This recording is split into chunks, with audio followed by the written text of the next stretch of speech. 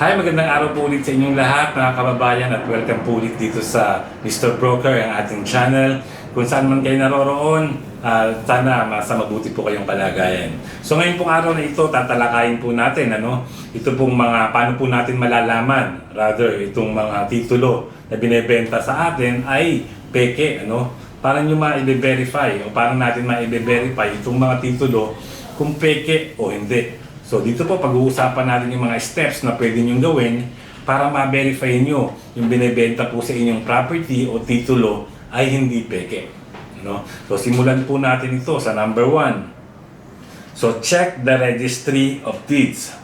So iyan po ang una nyong gagawin. Pumunta po kayo sa registry of deeds para humingi po ng certified true copy.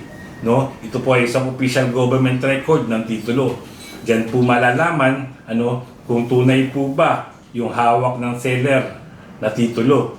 Kung tutugma po doon sa maibibigay sa inyo ng registry of deeds na copy. Pag hindi po yan tumugma, ang ibig sabihin may problema na po yan. Isa pong red flag yan mga kababayan. So yan po ang una nyong gagawin. Humingi po kayo ng copy sa registry of deeds. Step 2, check the memorandum of encumbrances. Mga kababayan, ito pong mga encumbrances, makikita nyo po yan doon po sa likod ng titulo. So makikita nyo po dyan kung ito po bang binebentang lupa sa inyo o itong binebentang property sa inyo, ito po ba ay nakasangla, ito po ba yung may kaso o nakaloan, may adverse claims, So makikita nyo po dyan sa likod. So i-check nyo po yan kung may mga ganyang encumbrances po dun sa likod ng titulo.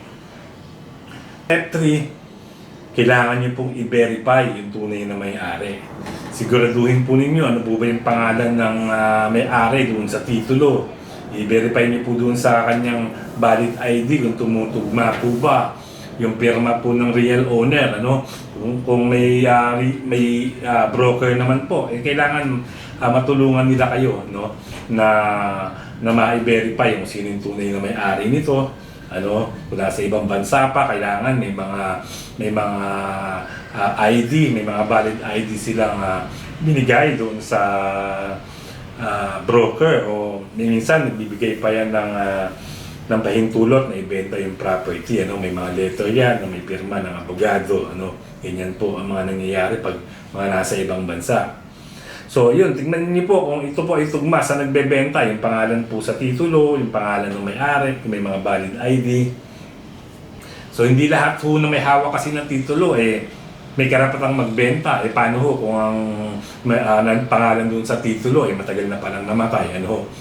So ang nagbebenta po sabihin natin tagapagmana o mga kamag-anak. Kaso ang problema kung let's say, mga tagapagmana, mga magkakapatid, kung isa lang yung nagbebenta sa inyo, mahirap po yan. Diyan po pumapasok yung tinatawag natin extra judicial settlement. Na ibig sabihin, yung mga tagapagmana, yung mga magkakapatid, kailangan hindi lang isa yung nagbebenta. So kailangan malaman nyo kung sino ba yung may-ari, buhay pa ba yung nagbebenta o yung nasa titulo. So sa step 4, check nyo yung tax records niya. Pumunta po kayo dyan sa inyong munisipyo sa assessor's office. Dyan po kasi nagbabayad ng tax declaration, saka yung tax clearance, makikita nyo dyan. Tignan nyo kung sino yung nagbabayad ng almilyar. Updated po ba yung mga almilyar ng property na binebenta sa inyo? Yung kanyang tax declaration, may mga pangalan po ilan dyan. May mga numero din. So, ma-verify nyo yan kung tutugma ba doon sa binibenta sa inyong property. At ang huli, mga kababayan, huwag nyo pong kalimutan bisitahin yung property na binibenta sa inyo. Siyempre, lahat naman tayo pag may binibentang property, itina-check natin yan, bine-verify natin yung property. Maganda ho, pag na-verify nyo yung property na yan, makapagtanong din kayo sa mga kapitbahay na nandyan. Kung ito bang lupa, itong property na ito, walang problema, may mga dispute po ba ito sa kapitbahay o may mga ibang claimant po ba? May problema po ba sa lupa? Baka pwede kayong mabigyan ng mga konting informasyon ng mga kapitbahay dyan sa property o sa lupang binebenta sa inyo.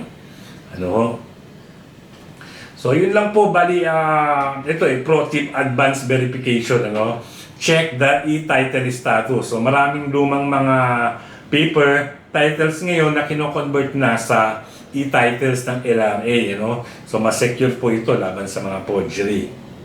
So ayun pa, verify the survey plan. Kung mayroong mga survey plan, tignan nyo rin, Minsan tama yung titulo, pero pagdating doon sa survey, parang ibang lote yung nandun sa survey plan, hindi tumutugma. Mali yung tinuturo, doon sa lupang nakalagay doon sa survey plan, hindi doon sa titulo, Pag ganyan, pwede kayo magpatulong sa licensed geodetic engineer, para siguradong tutugma yung coordinates doon sa actual land, Pero medyo magastos na nga yun. Pero ayun nga, doon sa mga unang pinag-usapan natin, yung step 1, step 2, doon nyo pa lang pwede nyo nang makita kung ang titulo ay peke o hindi, So kailangan kasi, pag ganyan po nagbebenta rin ng mga property, kahit kakilala ninyo, o kaibigan ng kakilala ninyo, o kamag-anak man ninyo, i-verify nyo pa rin, Dahil marami hong naloloko sa mga real estate sa pagbebenta ng mga property. Nang sa uli, nalalaman nila na napeki pala sila. May mga claimant pala. So masakit din minsan po yan sa ulo.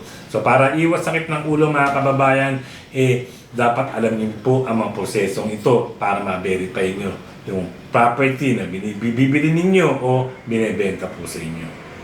Anyway mga kababayan, yun lang po at ito po ulit si Mr. Broker at ingat po kayo kung saan man kayo naroroon. Magandang araw at kita-kita po tayo sa susunod na mga video.